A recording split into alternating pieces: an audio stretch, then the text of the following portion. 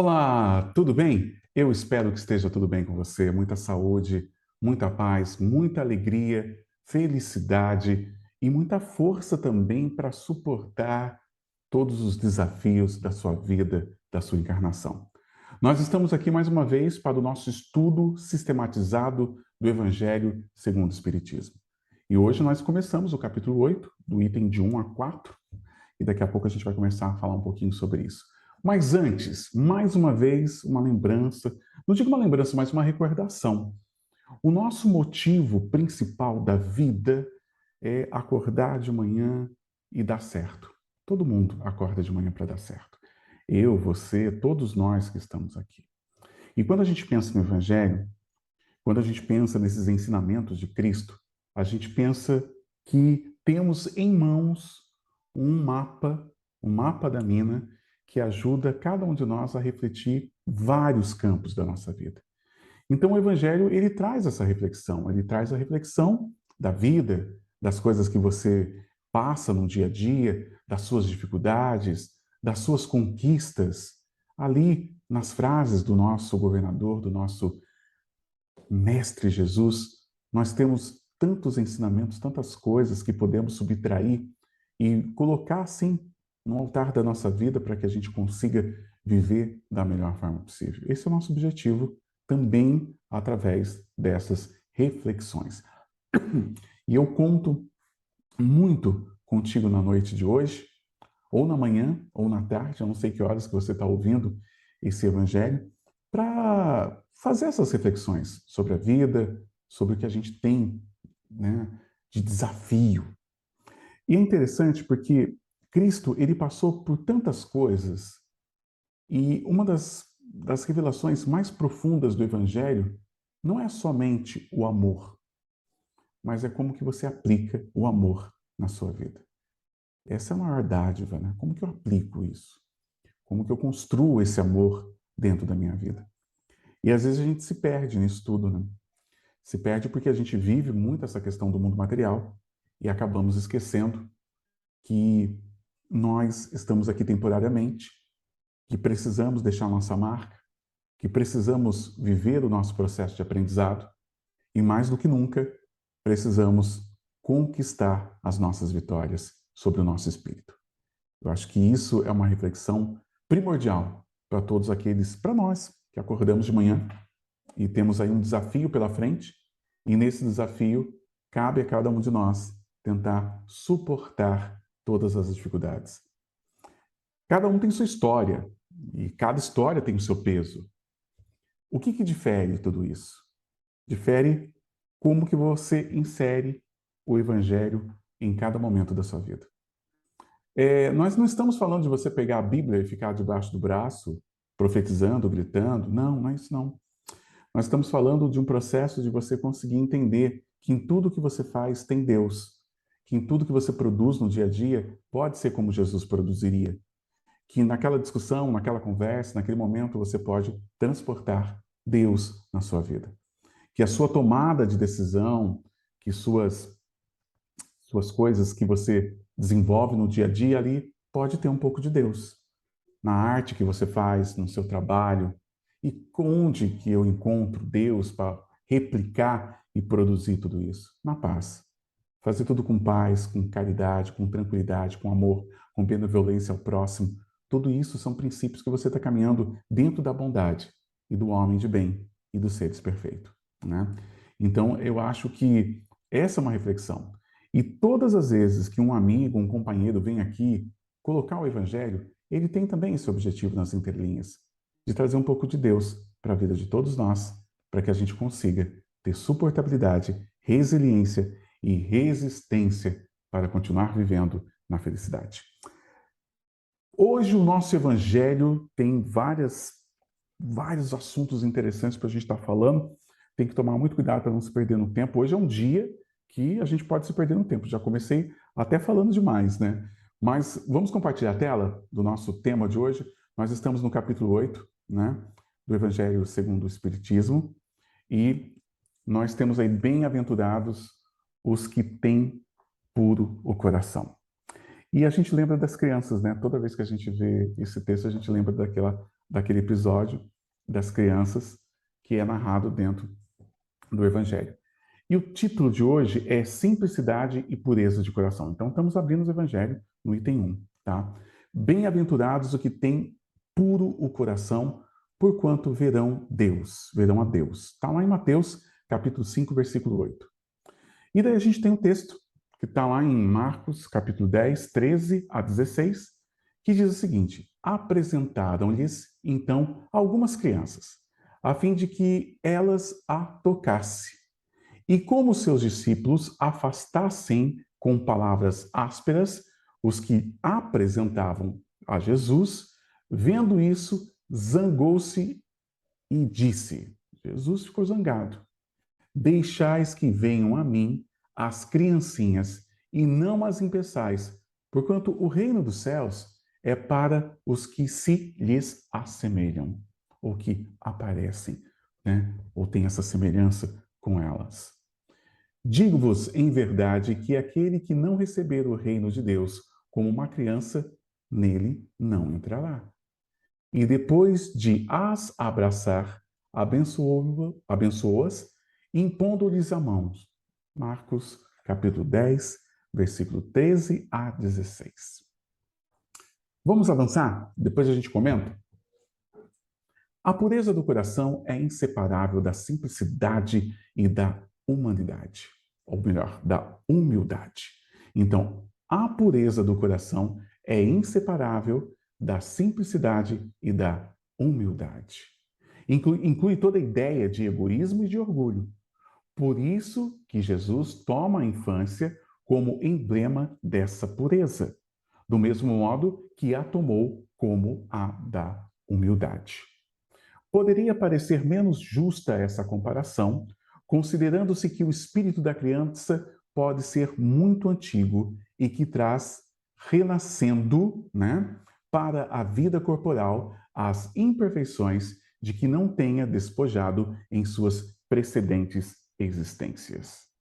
Vamos para o livro dos Espíritos agora, para a gente completar essa nossa colocação na questão 379, que diz o seguinte: o espírito que anima o corpo de uma criança é tão desenvolvido quanto o de um adulto?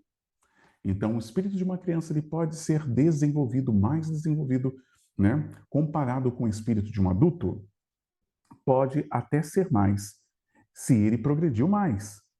São apenas órgãos imperfeitos que os impedem de se manifestar?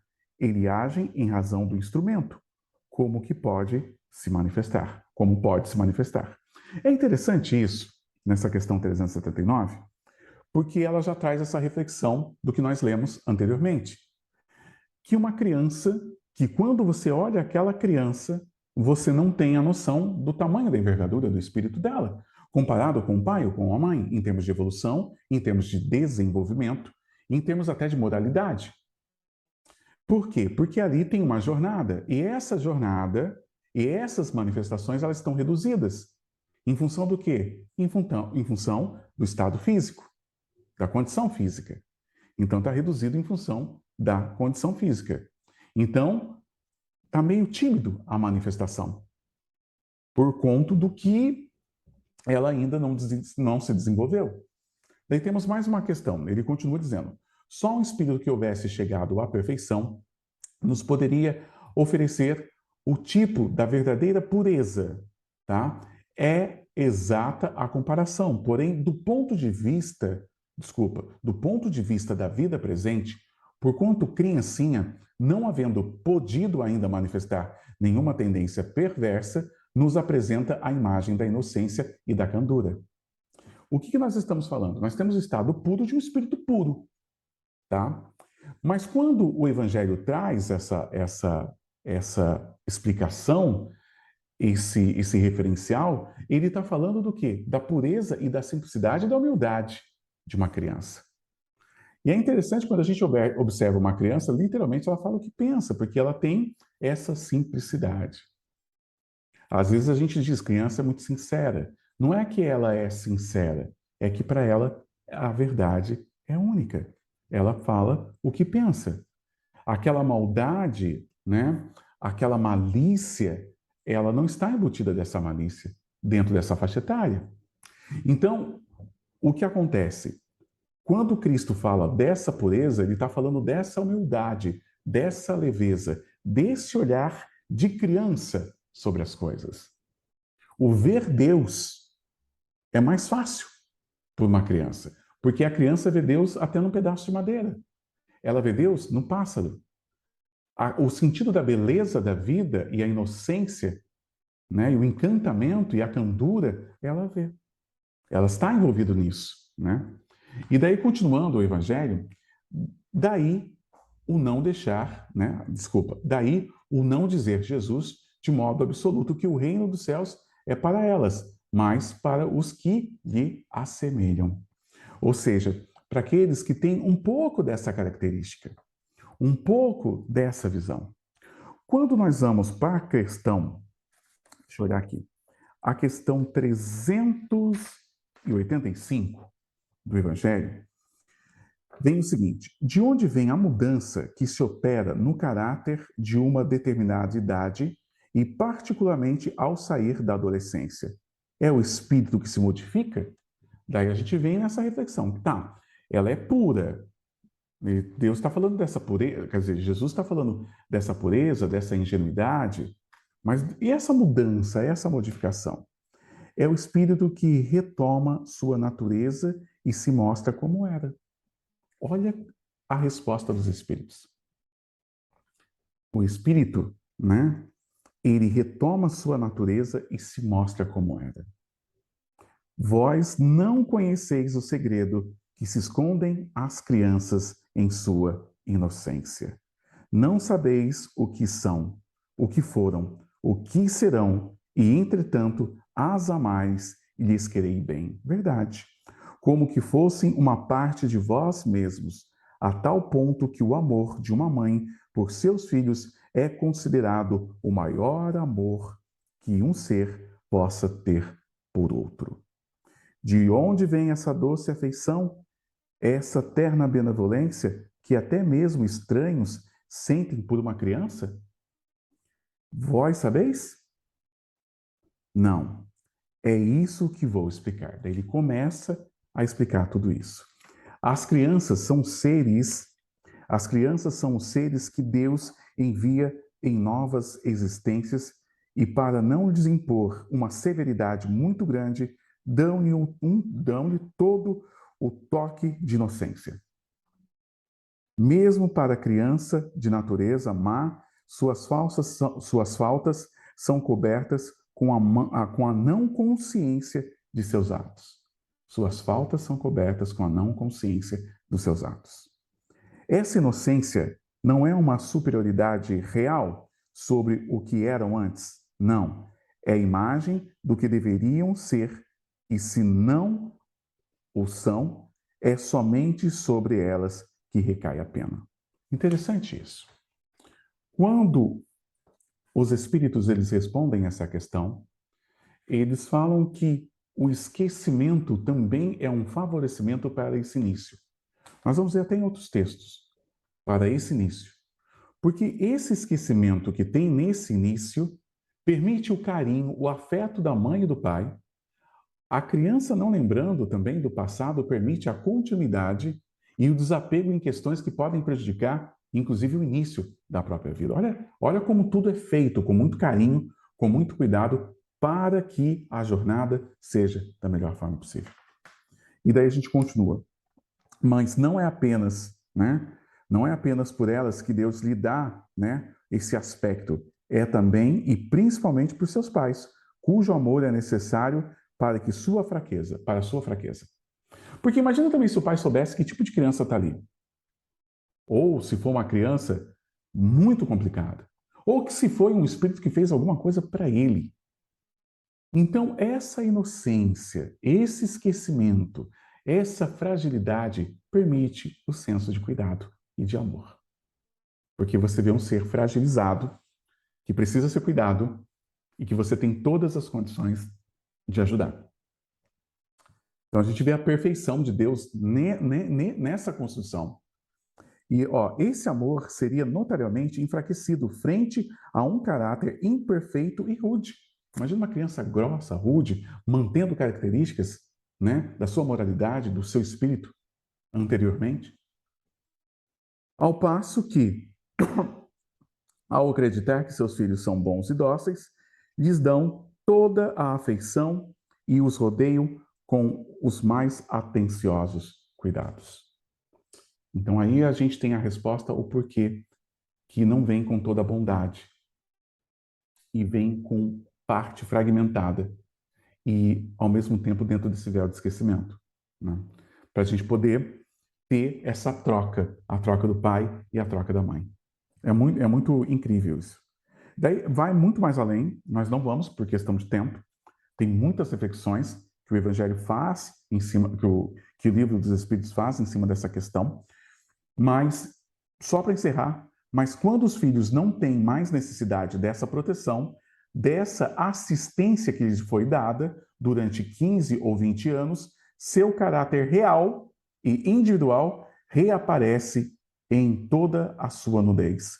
Conservam-se bons se eram fundamentalmente bons, mas sempre sobressaem as características que estavam ocultas na primeira infância.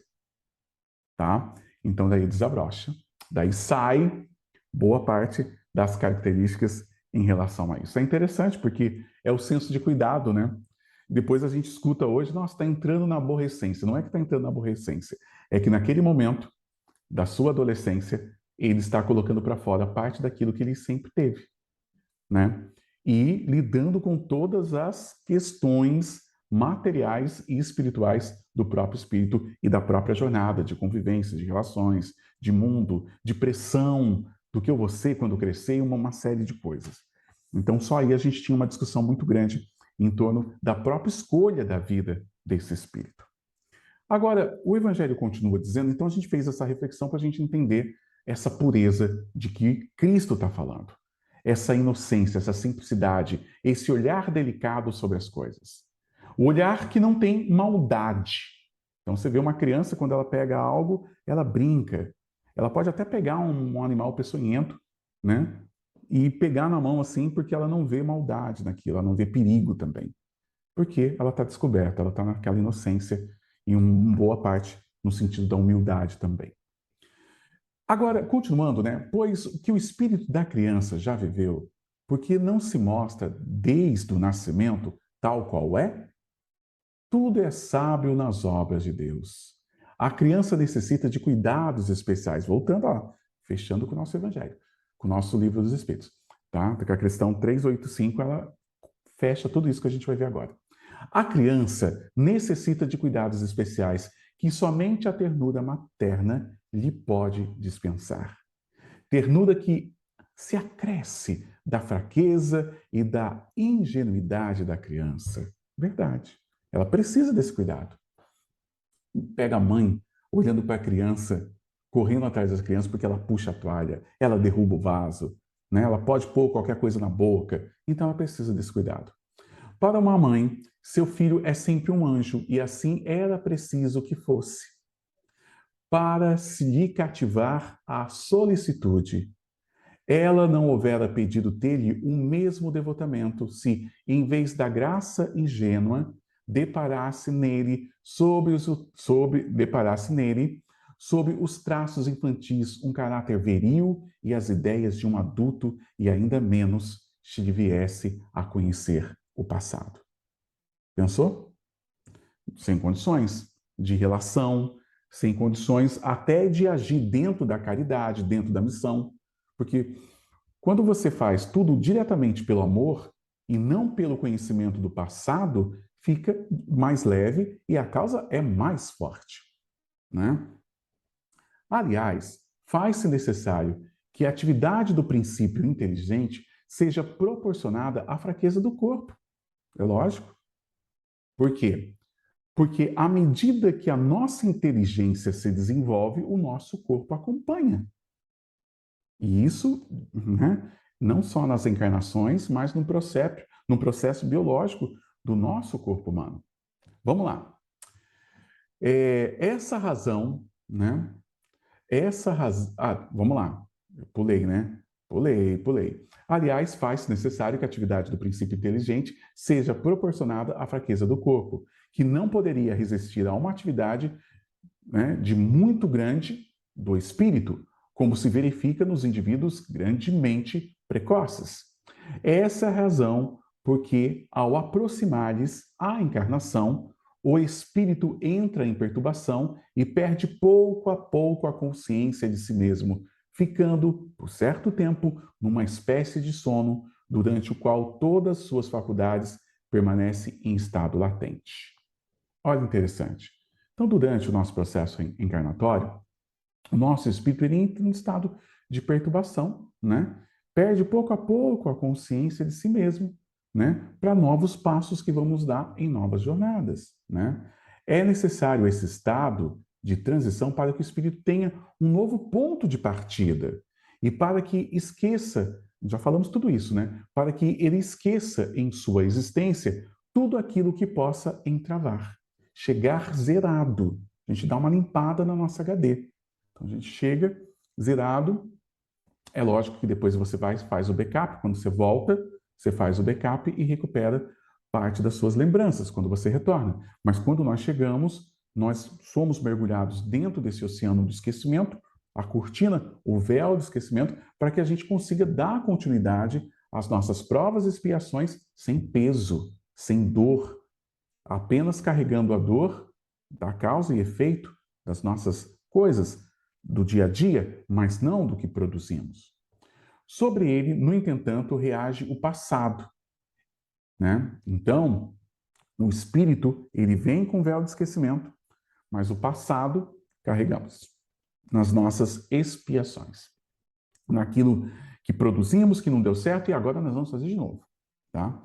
E é assim que o espírito renasce melhor, mais forte, moral e intelectualmente, sucedendo e secundando pela intuição que conserva da experiência adquirida. Ah, mas a HD não tá zerada? Tá, mas tem alguns vestígios ali nessa HD, que nós carregamos de experiências passadas. Às vezes tomamos decisões, às vezes conduzimos algum processo da nossa vida e nem imaginamos, né?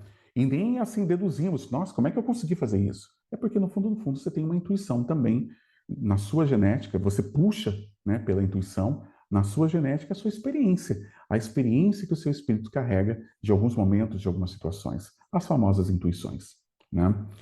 Então, nós temos então, é assim que o espírito renasce melhor, mais forte, moralmente, intelectualmente, sustentado e segundo, né, e secundado pela intuição que conserva da experiência adquirida. A partir do nascimento, suas ideias tomam gradualmente impulso, à medida que os órgãos se desenvolvem. Então, nós vamos recebendo esses impulsos, essa, essa energia, essas conexões, tá? Pelo que se pode dizer que, no curso dos primeiros anos, o espírito é verdadeiramente criança, por se acharem ainda adormecidas as ideias que lhe formam o fundo do caráter. Durante o tempo em que seus instintos se conservam, né, amodorrados, tá? Ele é mais maleável e, por isso mesmo, mais acessível às impressões capazes, tá, de lhe modificarem a natureza e de fazê-lo progredir, o que torna mais fácil a tarefa que incumbe aos pais. À medida que ele vai avançando, ele vai adquirindo as ideias, vai recebendo impulsos e parte do seu caráter vai formando também. E ali, o que nós temos? Nós temos os vestígios, né, de um espírito milenar ou bilenar. Então, nós temos ali um espírito que está jornadeando durante muito tempo. E que dentro desse processo, ele vai acordando o que estava adormecido. Né? Ele vai acordando. O espírito, pois, enverga temporariamente a túnica da inocência. Olha que lindo! O espírito, pois, enverga temporariamente a túnica da inocência. E assim Jesus está com a verdade, quando, sem embargo da anterioridade da alma, toma a criança por símbolo da pureza e da simplicidade. Origem, né? Pureza e simplicidade. Gente, tem um livro que ele tem várias reflexões interessantes em relação ao Evangelho de hoje, né? Até faz parte do estudo da FEB também, do estudo sistematizado do Evangelho segundo o Espiritismo. O livro que eu estou falando é A Voz do Monte, e o texto, né, desse livro é do Richard Simonetti, né? E o texto é a retomada da pureza. E ele faz uma reflexão em torno desse evangelho. Ele abre, lógico, com o evangelho de Mateus 5 e 8, como temos aí, né, bem-aventurados os que têm limpo o coração, porque verão a Deus. E daí, o texto ele constrói várias linhas de raciocínio. Nós não vamos conseguir ter tempo para discutir todas, mas eu quero abordar algumas com você, que vai fechar o nosso conteúdo de hoje, tá? E daí o texto diz assim: para que possamos compreender melhor a presença de Deus no universo, é preciso que superemos a concepção, tá? Eu vou tirar aqui, pronto. Daí ele fala: é preciso, né, a gente eliminar essa concepção antropomórfica, tá? Do patriarca sentado no trono celeste a comandar os anjos, determinando castigos para os maus. Então ele já fala daquela visão que nós temos das famosas capelas, Deus sentado no trono e fazendo ali todo o processo de julgamento. Então, para entender o evangelho de hoje, é necessário que a gente entenda que Deus está muito mais perto do que a gente imagina. Então ele tira esse Deus do altar e coloca o Deus mais perto. Por quê? Porque as criancinhas, elas estão no chão, elas estão nos corredores, elas estão nas cozinhas, elas estão brincando nos jardins, estão em todas as partes. Se nós estamos falando dessa beleza de ver essas crianças e que essa humildade, essa inocência é o que aproxima de Deus, então Deus está com elas, ou está perto delas, e não no trono superpoderoso, né? Distante de tudo, que nós temos que correr uma certa distância para subir até esse trono. E eu acho interessante quando ele abre com essa colocação, porque ele permite essa reflexão de proximidade, da simplicidade e da proximidade de Deus. Por outro lado, ele diz assim: Deus é mente criadora, a consciência cósmica que construiu o universo e sustenta a vida. Então é tudo, está em todas as coisas. Né? Há homens assim, em uma consciência tão ampla de inteligência, né? De comum e profunda natureza. Né? Como ele fala, Francisco de Assis, plenamente integrado na obra da criação, via irmãos nas aves, nos animais, no mar, no rio, na flor, no fruto, no sol, na lua, nas estrelas. Não é um olhar da criança?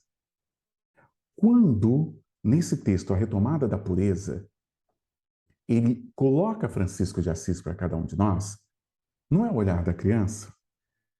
Daí ele fala, para acertar a jornada rumo a tão elevado estágio de espiritualidade, é preciso ter limpo o coração.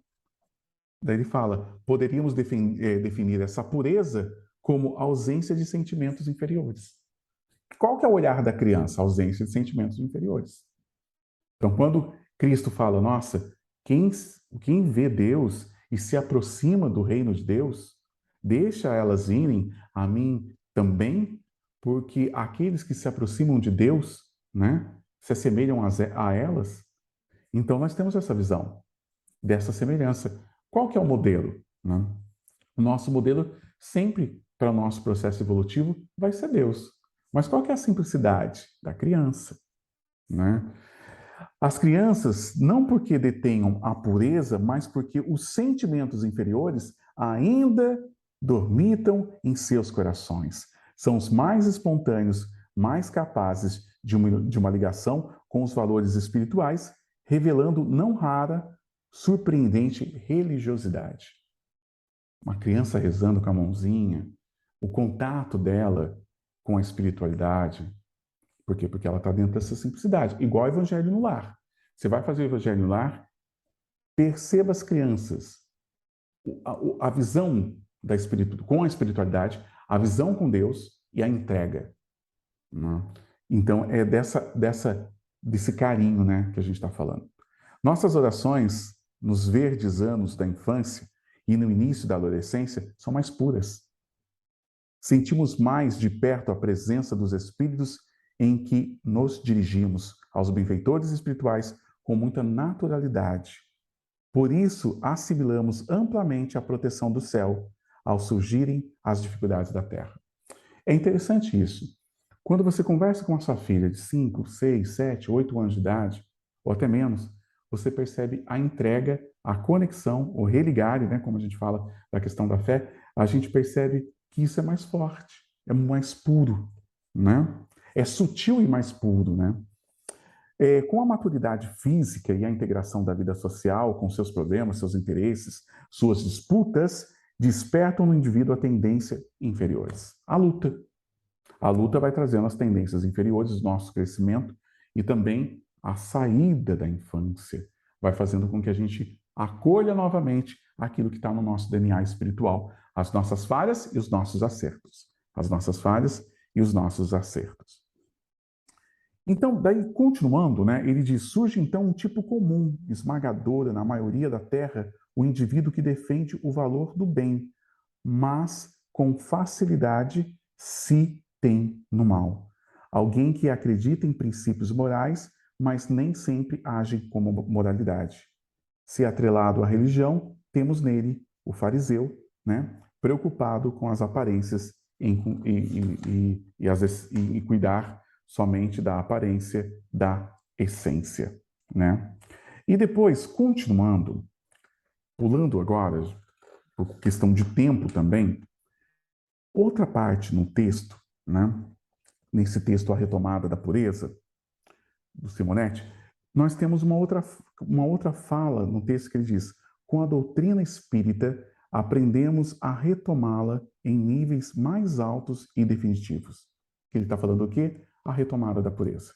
Porque ele diz assim: a retomada da pureza para o cultivo da fé autêntica não pode estabelecer em clima de isolamento nem de mortificação. Impossível também retomá-la ao nível da ingenuidade, né, ou da simplicidade dos primeiros anos de vida. Então não vai ser como, né, era no primeiro momento, nos primeiros anos de vida. Mas essa simplicidade, essa ingenuidade, ela te aproxima de um olhar diferente sobre a fé e sobre a própria espiritualidade, né? Não estou falando da ausência da racionalidade, não. Eu estou falando do carinho mesmo, né? Do olhar com amor, de ver Deus em todas as coisas, da simplicidade, como está lá no Evangelho, né? Tudo isso que nós estamos falando. Com a doutrina espírita, aprendemos a retomá-la em níveis mais altos e definitivos, em bases de conscientização, seguindo o caminho do trabalho no campo do bem e do combate sistemático às nossas tendências inferiores. Nesse particular, há muitas perguntas que deveriam formular diariamente. Agora, eu lanço essas perguntas para vocês e para mim também. Vamos lá. Quantas horas por dia estamos dedicando à participação em obras assistenciais? Quantas vezes por semana temos comparecido ao círculo da oração, no tempo de nossa preferência, para não receber mais, para não receber, mas para oferecer algo e termos mais participação? Quais os recursos que estamos mobilizando para ajudar a combater a miséria, o infortúnio que geram em todas as vidas? Quantas vezes temos perdoados, né, aqueles que nos criticam? Então, qual que é o nosso exame de consciência, a nossa reflexão que a gente faz em torno de tudo isso, né? Que a gente tem que retomar, né, essa simplicidade. A gente tem que retomar esse coração, né? Vamos lá, compartilhando a tela de novo, que está aqui no Evangelho, né? Nós temos que retomar essa simplicidade. Quando a gente vê aqui, no início do texto, né? Bem-aventurados os que têm puro coração, essa simplicidade e pureza de coração, né? E quando ele diz, deixa que venham a mim as criancinhas e não as impeçais, porquanto o reino dos céus é para os que se lhes assemelham. O reino do céu é para aqueles que têm essa semelhança com essas crianças. E daí a gente percebe o quanto que a gente tem que produzir de mudança de conduta e de relacionamentos. Daí você fala assim, nossa, mas é para a gente ser bobo das pessoas, para a gente ser muito... Não, não. É para você conseguir, mesmo no processo de dificuldade, você acreditar que existe bondade, que Deus paira sobre todas as coisas, né?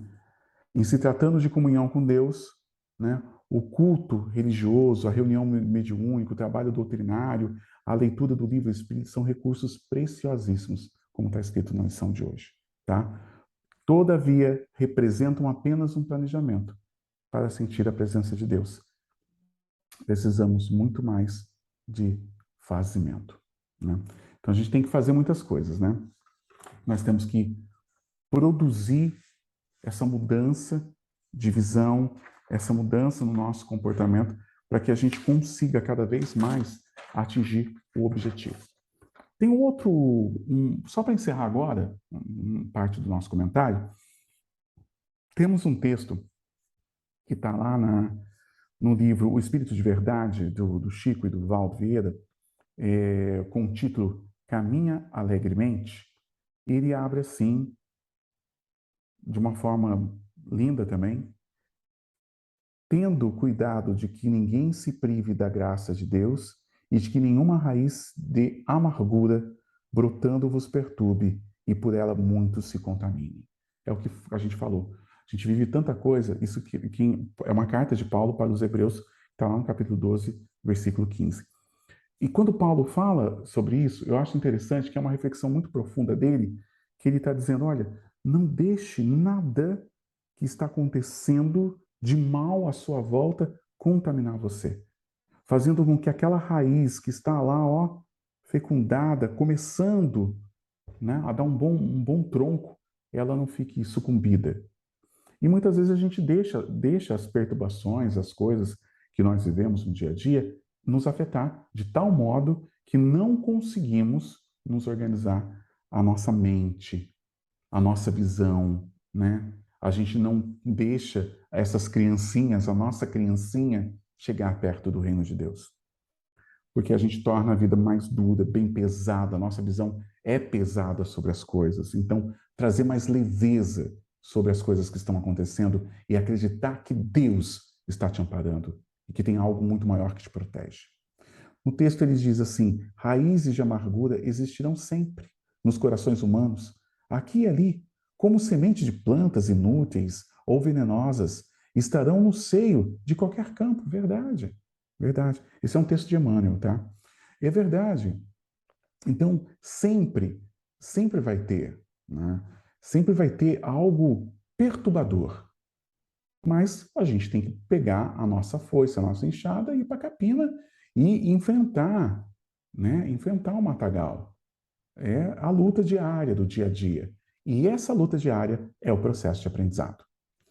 Contudo, tanto quanto é preciso expulsar a erva daninha para que haja colheita nobre e farta, é indispensável relegar ao esquecimento os problemas superados e as provocações vencidas, tá? Para que remanescências destruidoras não brotem no solo da alma, produzindo os frutos azedos das palavras e das ações infelizes. Olha que perfeito isso que Emmanuel traz de reflexão, tá? É indispensável relegar ao esquecimento os problemas superados, tá? E as provocações vencidas, para que remanescentes, ou seja, novas oportunidades, tá? Né? Para as coisas que te destruíram, né? Não brotem no solo da alma, produzindo os frutos azedos das palavras e das ações infelizes. Não viva no passado. Não fica lá. O passado, ele foi feito para a gente ter experiência e entendimento, mas não para ficar lá. A gente tem que ficar no agora, porque é o agora que vai se tornar o nosso futuro. E um dia vai ser o passado. Então a gente tem que tomar muito cuidado para não ficar lá atrás, né? E daí a gente vai produzindo esse azedo, né? Os frutos azedos que o Emmanuel fala. Mãos prestimosas arrancarão, né? Em torno da lavoura nascente as atitudes valorosas devem extirpar do espírito as recordações amargas suscetíveis de perturbar o caminho. Tá? Então, está falando, temos a ajuda da espiritualidade também, que nos intui, que nos dá força. Precisamos da nossa conexão, né? Se alguém te trouxe dano ou se alguém te feriu, pensa nos danos e nas feridas que terás causado a outra pessoa, muitas vezes sem perceber. E tanto quanto estima ser desculpado, perdoa também. Se quer desculpa, perdoa também, sem quaisquer restrições. Observa a sabedoria de Deus na esfera da natureza. Observa a sabedoria de Deus na esfera da natureza. Olha para a montanha, olha para o sol, olha para o rio, olha para a cachoeira. Não tem muita perfeição, é Deus. E você está incluído em tudo isso, tá? A fonte dissolve os detritos que lhe arrojam. A luz não faz coleção às sombras. Caminha alegremente e constrói para o bem, porque só o bem permanecerá. Só o bem permanecerá. Só o bem permanecerá, tá? Seja qual for a dor que haja sofrido, lembra-te de que tudo amanhã será melhor. E se não engarrafares fel ou vinagre no coração. Nossa, pensou? Colocar vinagre no nosso coração, fel no nosso coração? Então é um processo de limpeza. Caminha alegremente. É o texto que nós lemos, né, nesse final do nosso evangelho, que está lá no livro Espírito de Verdade, né, Chico e Valdo Vieira, que é um texto maravilhoso que traz essa reflexão para cada um de nós. Hoje nós falamos dessa simplicidade e pureza do coração, no sentido da humildade, de trazer essa leveza para o nosso coração. Né? A pureza do coração é inseparável da simplicidade e da humildade. É inseparável. Essa pureza que precisamos para ter essa leveza na nossa vida, essa leveza no nosso dia a dia e conseguir ter suportabilidade para todas as nossas dificuldades. Muito obrigado pelo seu carinho, muito obrigado pela sua participação, não importa onde quer que você esteja agora, seja abençoado pela mais alta espiritualidade. Tenha uma semana de muita paz, com muita força e com muita luz. E até o próximo estudo do Evangelho sistematizado aqui do Espiritismo, tá bom? Nosso Evangelho, que estamos sempre trabalhando da melhor forma possível para trazer muito carinho, muita força para você. É o nosso estudo sistematizado do Evangelho segundo o Espiritismo. Que Jesus te abençoe hoje e sempre. Gratidão e até o próximo estudo, se Deus quiser.